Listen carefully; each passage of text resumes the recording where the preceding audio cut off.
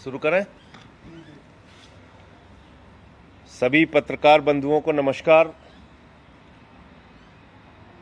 अभी कई दिनों से भारतीय जनता पार्टी के लोग, उनकी केंद्रीय मंत्री, उनके बड़े बड़े नेता चिल्ला चिल्ला के कह रहे थे सत्येंद्र जैन भ्रष्टाचारी हैं, सत्येंद्र जैन को सूली पे चढ़ा दो, सत्येंद्र जैन को फांसी पे चढ़ा दो।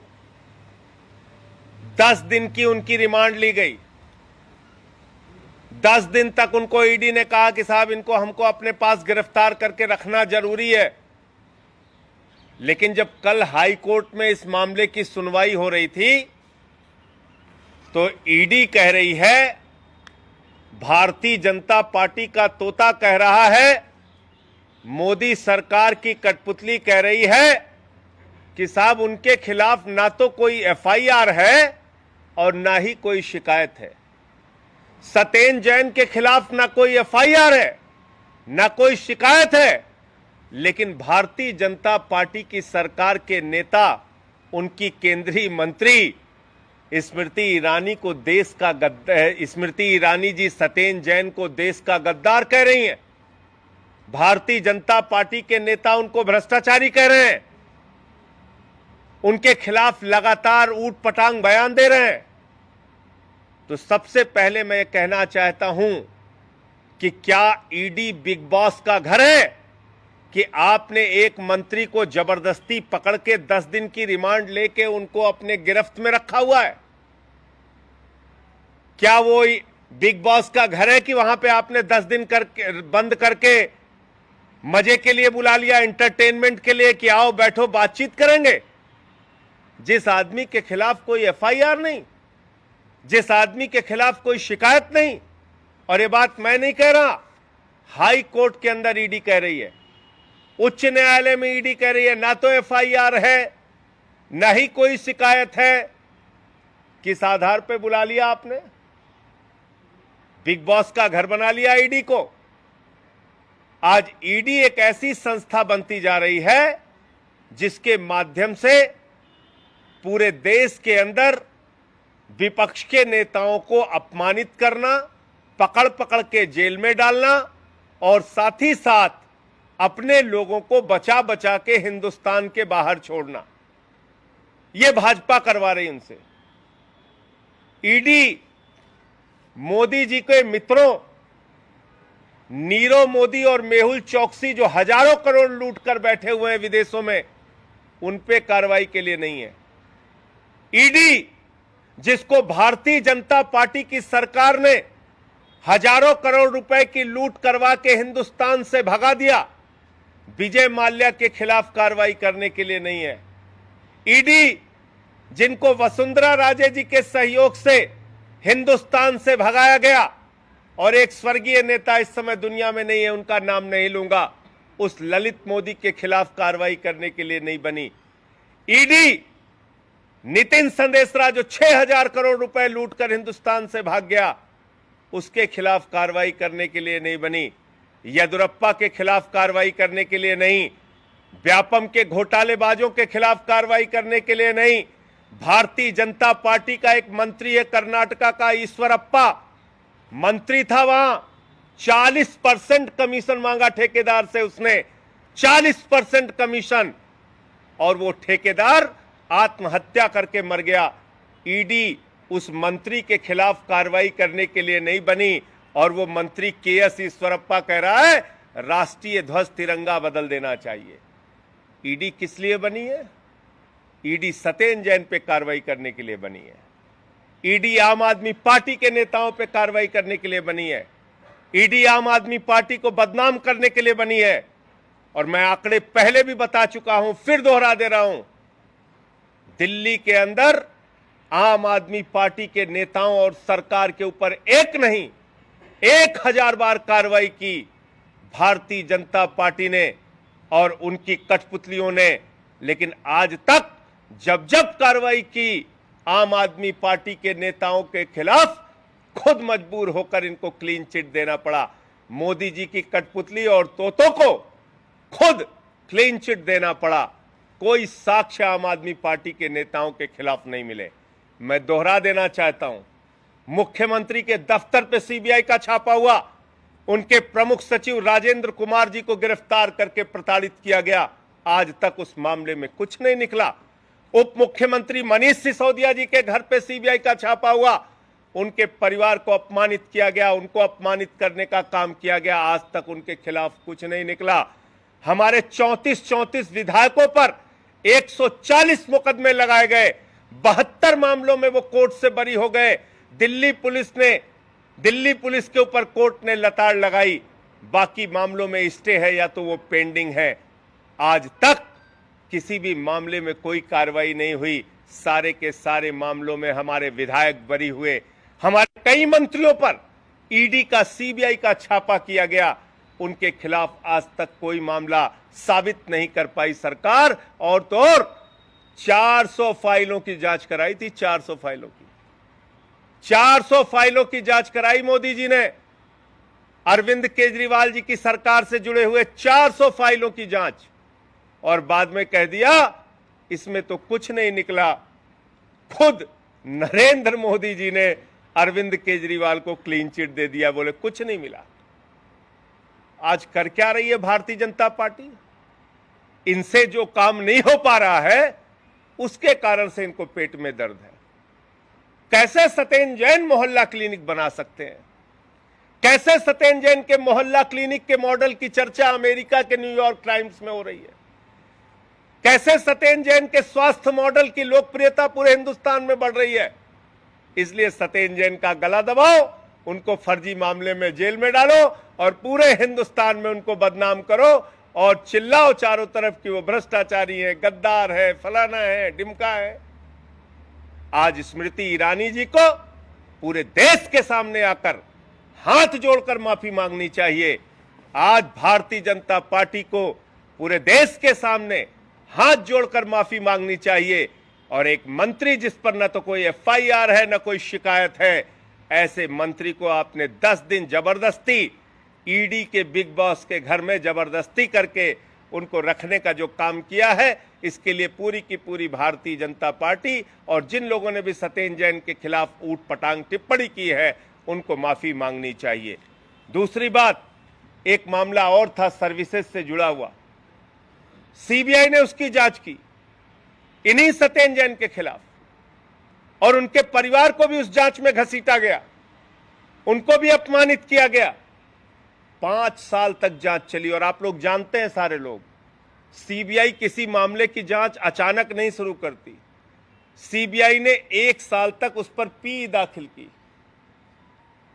पी दाखिल करने के बाद, प्राइमरी इंक्वायरी करने के बाद उस पर एफआईआर दर्ज की।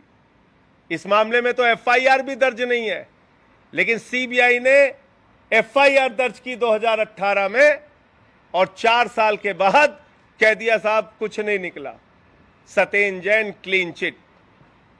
तो हमारे यहां अवध में बच्चे आपस में खेलते हैं, उसके बाद कह देते हैं दूध भात मुच्छ, यानी कुछ नहीं निकला। तो आपने इन सारी एजेंसियों को मजाक बना लिया है, अपनी कठपुतली बना ली है। आज तक ईडी ने जितनी रेड मारी है, मात्र 9 मामलों में कन्विक्शन हुआ है। 0.4%, 0.4% कन्विक्शन रेट है ईडी का। इसका मतलब इस संस्था के ऊपर देश की जनता का जो करोड़ों रुपए बर्बाद हो रहा है, वो सिर्फ और सिर्फ विपक्ष के लोगों का गला दबाने के लिए, विपक्ष को बदनाम करने के लिए, आम आदमी पार्टी के नेताओं और मंत्रियों को जेल में डालने के लिए, उनको बदनाम करने के लिए हो रहा है। इसके अतिरिक्त कुछ नहीं है। और ये हाई कोर्ट का जो ऑर्डर है, इसमें जो लिखा हुआ दस्तावेज है, ये साफ साफ कह रहा है सत्येंद्र जैन पर कोई एफआईआर नहीं है, सत्येंद्र जैन के खिलाफ कोई कंप्लेंट नहीं है। तो किस कारण से सत्येंद्र जैन को 9 जून तक अपने रिमांड में, अपनी गिरफ्त में ईडी ने रखा है? इस बात का उन्हें जवाब देना चाहिए। आपके कोई प्रश्न हो तो पूछ सकते हैं।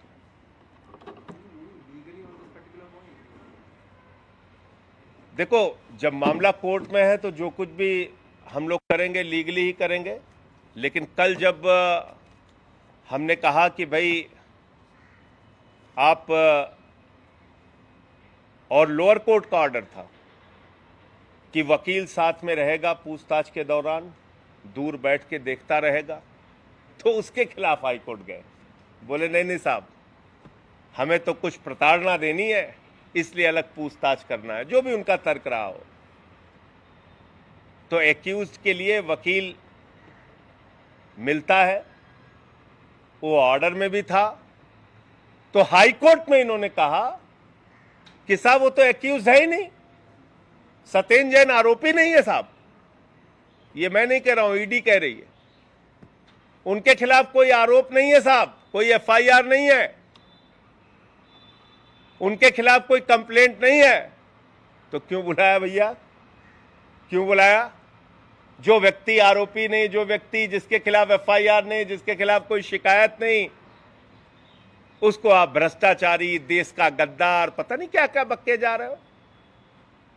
तो स्मृति ईरानी जी को आज प्रेस कॉन्फ्रेंस करके माफी मांगनी चाहिए, पूरे देश से भाजपाइयों को माफी मांगनी चाहिए, मोदी जी को निकलकर सामने आके माफी मांगनी चाहिए। ये क्या कर रहे हैं आप लोग? एक मंत्री जो स्वास्थ्य के क्षेत्र में अनुकरणीय काम कर रहा है, उसको आप पकड़ के जेल में डाल रहे हो।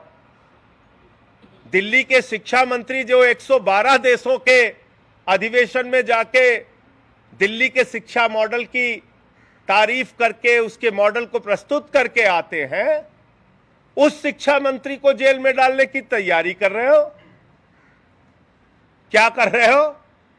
3 साल पुरानी एक शिकायत ली शिक्षा मंत्री मनीष सिसोदिया के खिलाफ 2 भारतीय जनता पार्टी के नेताओं से, और 3 साल के बाद क्या बोले? बोले अभी जग गया हूं, 3 साल तक कुंभकर्ण की नींद सो रहा था, ऐसा करो जो कुछ भी है लेके आओ। मजाक बना रखा है। अरे किसी थाने में एफआईआर के लिए कोई शिकायत करता है, कोई कंप्लेंट करता है, तो 2 दिन, 4 दिन, हफ्ते भर, महीने उस शिकायत का निपटारा हो जाता है। उसमें कोई सत्यता है कि नहीं? शिक्षा मॉडल, उसकी प्रशंसा की जा रही है, अरविंद केजरीवाल के शिक्षा मॉडल की प्रशंसा की जा रही है। जब अमेरिका के राष्ट्रपति की पत्नी हिंदुस्तान आती है तो वो कहती है हमें केजरीवाल और मनीष सिसोदिया का स्कूल देखना है जो उन्होंने बनाया। और ये क्या कह रहे हैं? ये कह रहे हैं नहीं नहीं, इनको हमें जेल में डालना है, ये कैसे शिक्षा क्रांति को आगे बढ़ा सकते हैं। तो इसलिए जो बात अरविंद जी ने कही, बिल्कुल सही कहा कि ना तो मीडिया का समय बर्बाद कीजिए, ना इस देश की जनता का समय बर्बाद कीजिए। हम सबको पकड़ के एक साथ मोदी जी उठा के जेल में डाल दीजिए, आपको संतुष्टि मिल जाएगी। शांति में रहिए, आप देश के लिए कुछ काम कीजिए। आपसे बेरोजगारी तो रुक नहीं रही, शिक्षा पे आप कोई काम कर नहीं सकते, स्वास्थ्य की बदहाली ठीक कर नहीं सकते, आपके लोगों को हर जगह गुंडे लफंगई करनी है। आपकी पार्टी की हालत यह हो गई कि मेरठ के थाने में थानेदार ने बाहर लगा दिया कि भाजपाइयों का अंदर आना मना है। यूपी की सरकार में यह हालत हो गई है। भाजपा की शर्म आनी चाहिए इन लोगों को। थानेदार को बंदूक तान रहे हैं। थानेदार ने बाहर बैनर लगवा दिया, भाजपा नेताओं का अंदर थाने में आना मना है। अब आप सोचिए। तो इसलिए इस पार्टी का असली चेहरा पूरे देश के सामने आ रहा है एक एक घटनाओं के बाद। हाँ, इस पूरे मामले में अगर कोई साक्ष्य सबूत नहीं है तो जो कोर्ट ने, राउज एवेन्यू कोर्ट ने जो 9 दिन की कस्टडी दी है सत्येंद्र जैन को, वो किस आधार पे दी है? क्योंकि केजरीवाल साहब ने भी उनको क्लीन चिट दिया है, आपकी बातों से भी यही लग रहा है, मनीष जी की बातों से भी यही लग रहा है। लेकिन अगर मामले में कोई तथ्य नजर नहीं आया कोर्ट को, तो 9 दिन की रिमांड क्यों दी गई? देखिए, ऐसा है, एक प्रक्रिया होती है। जो एक जांच एजेंसी है, अगर वो किसी न्यायालय के सामने जाके कहेगी कि हमें पूछताछ के लिए इतना समय चाहिए, इतना समय चाहिए, तो आमतौर पर कोर्ट अनुमति दे देता है। लेकिन उसी कोर्ट ने यह भी लिख के दिया, राउज एवेन्यू कोर्ट ने, कि भाई पूछताछ अगर करनी है तो एक वकील साथ में रखने दो, ये उसका अधिकार है। उस फैसले के खिलाफ ये हाईकोर्ट चले गए। कहने लगे नहीं नहीं साहब, हमें तो गोपनीय ढंग से मोदी जी जो कहेंगे वो सवाल पूछना है, इसलिए वकील को हम नहीं बैठने देंगे। उस मामले को लेके गए, कहें सवाल तो मोदी जी के यहां से आता है, तो इनका वकील कैसे सुन सकता है? तो ये हाई कोर्ट चले गए। तो हाई कोर्ट ने कहा भाई जब एक्यूज्ड है तो उनका राइट है वकील का रखने का। तो कहने लगे नहीं नहीं साहब, इन पे तो एफआईआर ही नहीं है, ये कोई शिकायत, इनके खिलाफ कोई शिकायत नहीं है, ये तो एक्यूज है ही नहीं। हाई कोर्ट के सामने फिर बकरी बन गए, बकरी की तरह ऐसे ऐसे बोलने लगे कि ना तो एफआईआर है, ना एक्यूज्ड है, ना कंप्लेनेंट, ना इनके खिलाफ कोई कंप्लेंट है। वहां इस बात का ये खुलासा कर रहे हैं। तो सवाल